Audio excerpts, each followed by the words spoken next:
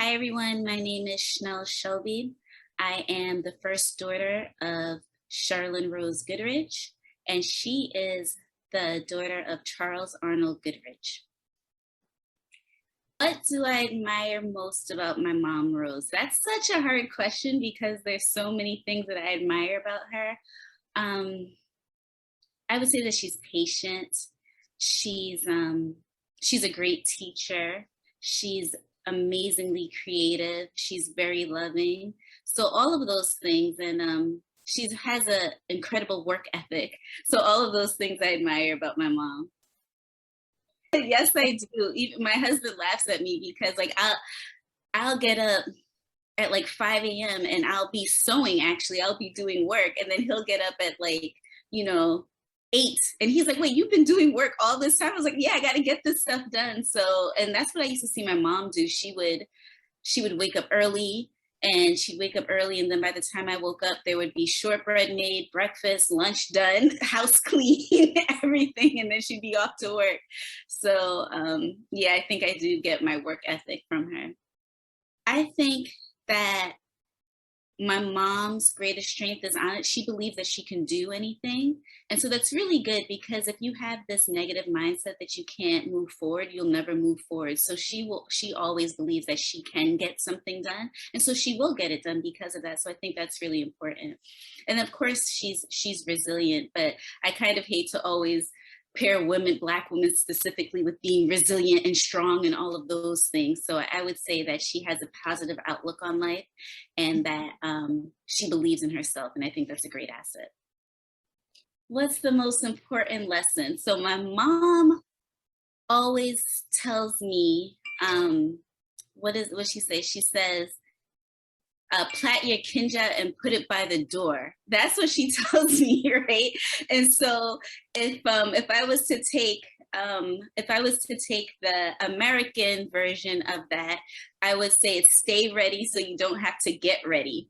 So my mom always tells me, if you want to go somewhere, if you want to do something, don't just talk about doing it. Just make your plans and plait your kinja, be ready so that you're ready to go. So I think that's one of the most important lessons that I've learned from her. So during COVID, so how can I put this? It's so interesting. My mother, when my mom has an industrial sewing machine, and so growing up, I don't remember my mom not sewing, right? So, and then the thing about her sewing, she would always let me play on her sewing machine. So she'd like, oh, Chanel, go thread the needle. Oh, go do this. Oh, go do that. And so, I would do it because I thought it was fun. Or wind the bobbin. So I learned how to do all these things thinking that it was like play and a game, not realizing that like secretly, I guess she was teaching me how to sew. Or then sometimes she would have me doing the grunt work. So she would always have me like taking seams out or explaining to me why this fabric isn't good fabric, or why she needs to sew something a certain kind of way. So I want to say Christmas of 2019, I went home and I took all these scraps from my mom, because she has like so much fabric, and I took all these scraps because in my mind, I had said I wanted to make like Christmas ornaments for like 2020. I wanted to make Christmas ornaments and sell them, right? I didn't do that. So then, so I just had this pile of fabric, the scraps of fabric, and then COVID happened, and in Massachusetts, they had said it was mandatory for everyone to have a mask. So I'm on the phone with my mom. I'm like, Mom, I can't buy a mask. What am I supposed to do? And she was like, oh, just make one. I'm like, I don't know how to make a mask. I've never made a mask. She's like, oh, sure. She's like, you can make a mask. I'm like, no, I can't make a mask. I've never made. She's like, no, you'll be fine. And she walked me through it, and I made a mask for me and my fiance, then now husband. And then I started donating the masks because like masks were nowhere to be seen. And then somehow in the midst of that, everyone wanted a mask. And the scraps is what I actually used to make the mask. So I didn't use them. I didn't use them for Christmas ornaments. I used those to make masks because fabric stores weren't even open. And then after that, I ended up buying new fabric and starting a whole business and selling fabric masks for COVID. So, and donating proceeds to the Boston Resiliency Fund. So I studied finance. and I went to Bentley University and I graduated in 2004. So basically I'm in finance. I work for, I'm actually not allowed to say my company because of how strange they are. So I work for a large financial institution, which is the second largest custodian bank in the world. And surprisingly, I work in finance, but I do a lot of technology. So I gather requirements, and I gather requirements for financial software products for a large financial institution. So sometimes it's fun, sometimes it isn't. But long story short, I solve problems with technology. My grandfather is Charles Arnold Goodridge. I think there's another name in there, but I don't remember. So all I know is his name is Charles Arnold Goodridge, is my grandfather. And he was born in Crozierville, Liberia. And I did meet him. I think I was 9 years old. And that's when my mom took me to Liberia for the first time. And our intention was to go and to get him from Liberia and bring him to the United States. So somehow my mom convinced my school to let me out for like a month, but then counted not as an absence, but as a learning experience. So I had to do a book report and they assigned me work as well. So I didn't lose any time off or miss attendance from school at the time. So I actually don't have any on my dad's side. I never knew my grandfather, so this is like my first meeting of a grandfather. I knew my mother's mother, and he wasn't what I expected grandfathers to be. So I'm thinking, you know, they're supposed to be old and can't move around. So he certainly was old, but he moved really fast and he walked with a lot of pep in his step, and he was very well dressed too. So I don't know what I had expected of him, but that's not what I expected. And I remember going to the beach and he was taking me to the beach. I was like, well, oh, he's not going to be able to keep up, Mom. Why are we bringing this old man?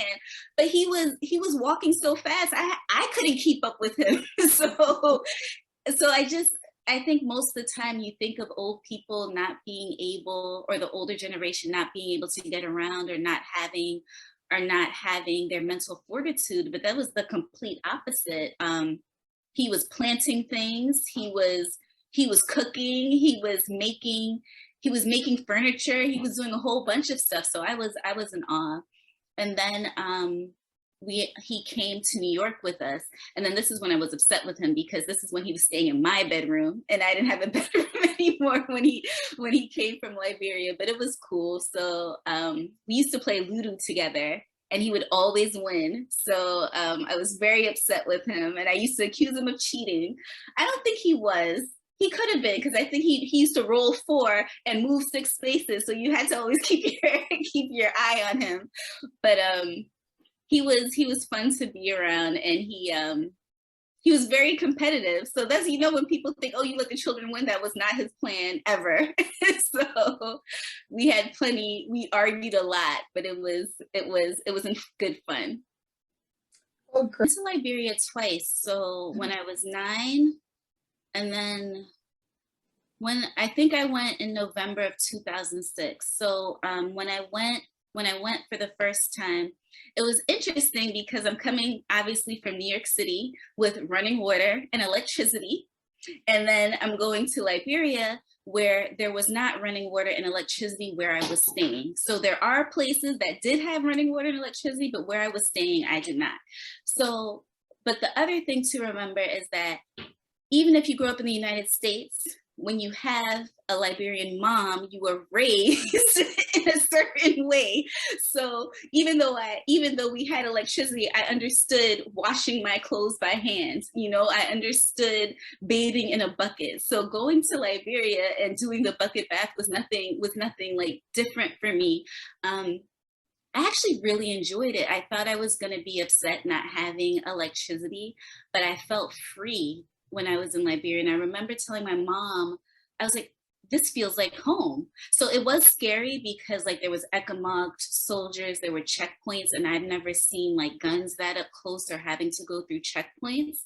But I I remember I stayed with my aunt and she had chickens, and every morning I was feeding chickens.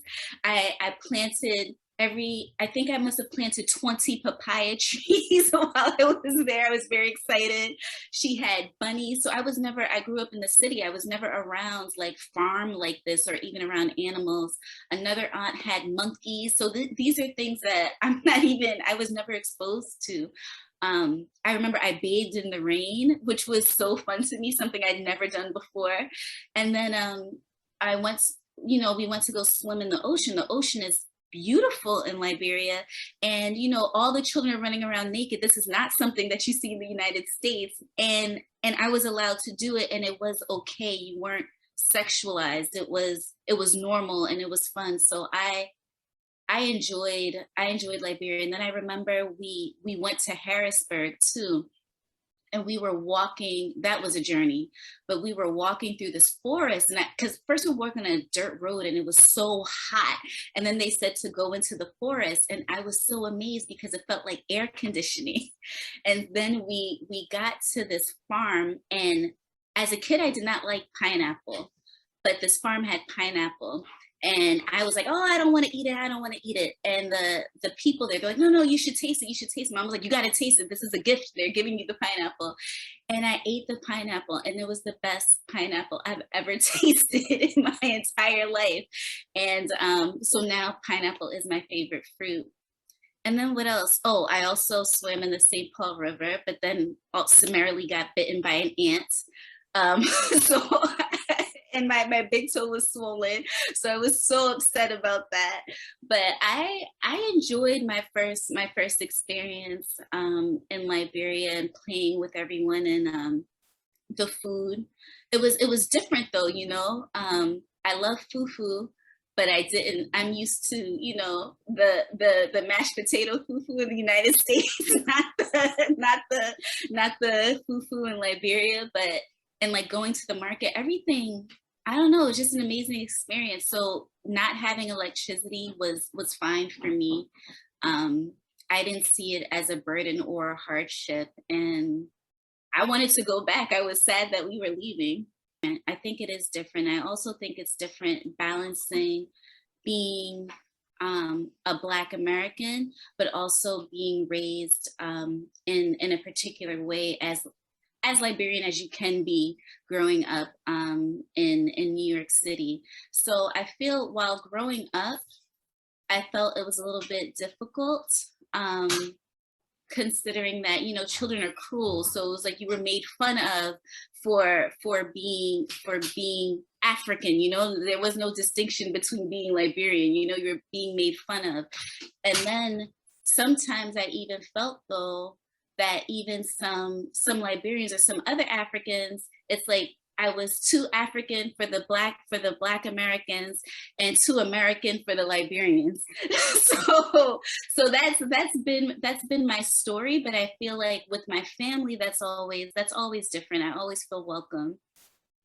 And there's always these assumptions that, oh, you've never been to Liberia or you don't know anything about it. I'm like, I've been there twice. Like I know just because I wasn't born there doesn't mean I don't have an appreciation or understanding of the culture.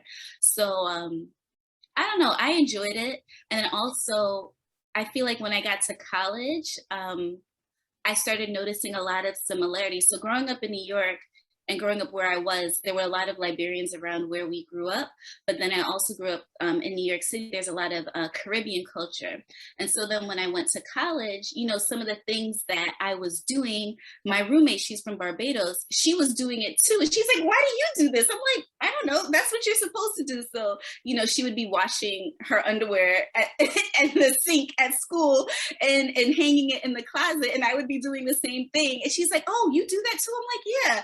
Or she's like, oh, you have sorrel too? I'm like, yeah, we drink sorrel. Like, what are you talking about? So it's like you notice some similarities between cultures, which is interesting. So I feel like I found more of my home, especially with people that were also children of immigrants. So that's kind of where I found my happy place. But I'm proud to be where I am. I do consider myself Liberian American, even though I was not born in Liberia. I'm proud of of my American culture, and I'm also proud of my Liberian heritage.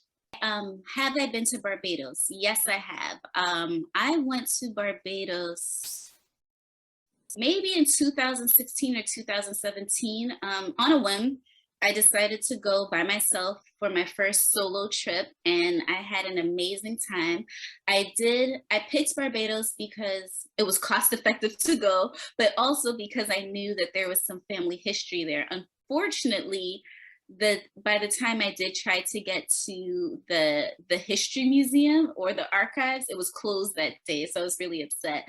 But I loved Barbados, and the same feeling that I had of being at home in Liberia is the same feeling I had when I was in Barbados. So when I think about two places that I could live and feel comfortable and feel myself and feel safe, it's Barbados and it's Liberia, and of course it's where I am now. But what's my favorite Liberian food? My favorite Liberian food is cassava leaf and rice. That's what I always want. That's what I always request. um, and now that is my husband's favorite food too, because he had it. And now every time he's been requesting it, and he's so spoiled because my aunts will ship him cassava leaf and everything. Um, and then, of course, when it comes to desserts, I like rice bread and milk candy, but cassava leaf is my favorite. I do like fufu and soup, but cassava leaf, that's my heart. I love it. That one of my favorite sayings is, so I don't know if it's a Rose saying or a Liberian saying, but I think it may be a Liberian saying, because she would say, take care is better than beg pardon. So my mom would say that a lot to me. And then the other one that she said to me, and I just thought it was so hilarious, and that's why it's my favorite one. Like, it's not funny, but the analogy is just so strange to me. It says, when long teeth man is drowning, people think he is laughing. And I was like, who said that? I think I relate it to more so you don't know what people are going through. So, but yeah, I just, the long teeth got me. I was like, it was so funny to me. So that's why I think it's a good one. So besides praying, besides seeing a therapist, and besides talking to my mother, I think being creative is what I do to keep myself grounded. I love art. I love fashion. I love I love creating in any way that I can. So embroidery, crocheting, sewing, cross stitching, all of those things I do. Reading as well. It brings me a lot of joy, especially during the beginning of COVID. It was it was very difficult, I think, for a lot of people. But that's when I started sewing much more. And sewing was even sort of meditative for me because when I was sewing, the humming of the sound of the sewing machine reminded me of my mother, because when I would be home with my mother, most of our conversations are her sewing and me talking to her while she's sewing. So it was like, I felt like when I was sewing during all these months of COVID, it was even bringing me closer to my mother. So besides talking about everything else that we usually talk about, now we're talking about sewing and who knows what. So that's how I stay centered and grounded. But like 2 awards in the past 2 years for my company for making masks. So it was featured in Best of Boston for 2020 and 2021 for Masks That Give Back. So actually, I think I may have the magazine. Here's one of them that I was in Best of Boston. So that's been cool. So that's kind of exciting that you're considered the best of Boston. So that's it for now. What can people do to be more financially savvy? What I would say is, first, I think people need to be very honest with their spending and what they're spending their money on. I think the problem that we have is that as a community in general, people are afraid to talk about money, politics, and religion. And those are things that people probably should be more transparent about. Right. So one, I think having a good understanding of what are you even spending your money on, and is it even bringing you joy when you really think about it? The other thing, so once you have a good understanding of what you're spending your money on, I highly recommend budgeting and sticking to your budget, and also being flexible with your budget. There's a lot of apps that you can use that are available. And there's also a wealth of knowledge by simply Googling. Another thing is definitely to participate in your company's 401k or 403b plan. And another thing that I think is really, really important that people also don't want to talk about is death. So in death, I'm saying people should get life insurance, and it's cheaper the younger that you are. So if you are to get life insurance, it will be better for everybody because the thing about it is we're all going to die. So that is something that we may not want to hear, but we all are going to die. And so if that's the case, at least when you do die, you're able to leave money to the people that you care about. Another thing is definitely get an estate plan. You don't have to be rich. You don't even have to have a whole lot of assets to have an estate plan. And I would say get a prenup as well. A prenup or a postnup, those things are very important. And then when it comes to, I think home ownership is something that is definitely helpful. I do understand that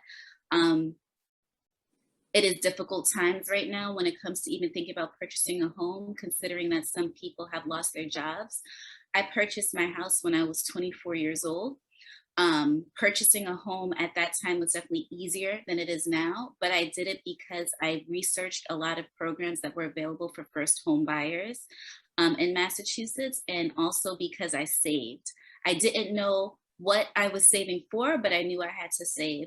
And so for me, and I tell people a lot, I bought my house on a $7,000 down payment.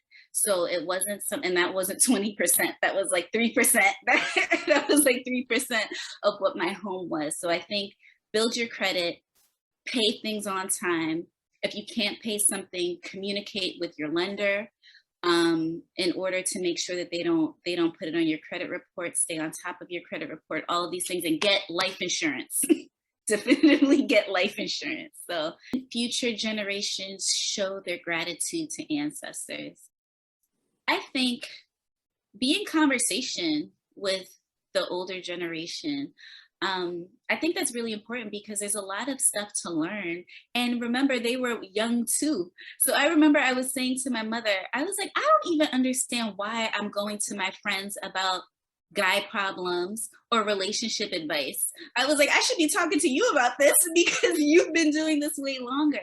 So I think it's just important to be in conversation. You don't need to go out there with what can I get out of this, but just to understand how they grew up, how their parents were, what they've learned about love, what they've learned about health, because it's just interesting. So I think that's how we can honor our ancestors, to let them know that we still care about them, and to call them, not just show up once a year, or not just when you need something, to let them know that they are loved and that you do appreciate them. Okay, so how did I get interested in genealogy?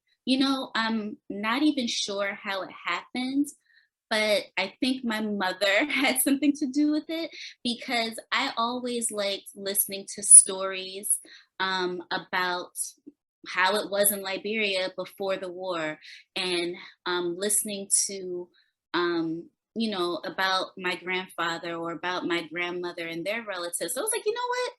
Let me start researching this or finding more information. And then my mind was blown when I didn't realize that our family, came from United States, or came from, or emigrated from Barbados to Liberia. So that was something that set it off. So then I signed up on Ancestry, and I started doing a lot of research, and there's surprisingly a lot of information. It's just not all in one place. And seeing the role of immigrants to Liberia, and seeing your family's last name on there, it's amazing. And then you want to hear stories about your family. You want to speak to all the old people because they're the ones who know what's going on. And then of course you may find a little bit of secrets, which is also pretty juicy. But I just love hearing stories. And what I think is kind of cool is when you start doing research on your family, you see how maybe even some things are passed down, or maybe even why you have some of your gifts. So like I'm very instrumental, and I used to play the saxophone, the trumpet, and the alto, the tenor, and the French horn and the trumpet, right? And I had perfect pitch. But then, you know, I'm finding out more information about the family, and you see that this aunt was very musical, and this person was like, oh, I wonder if, you know, you get that way. Or then you hear about other family members that you know, they sewed, and they were tailors, and they were seamstress, and then you see kind of where your creativity comes from. So I think that's somehow how the past is speaking to the future, where you wonder why you're so talented in some particular kind of way, and then you find out that your great grandfather or grandmother was also talented in that particular way or had a knack for that. So I think that's really cool.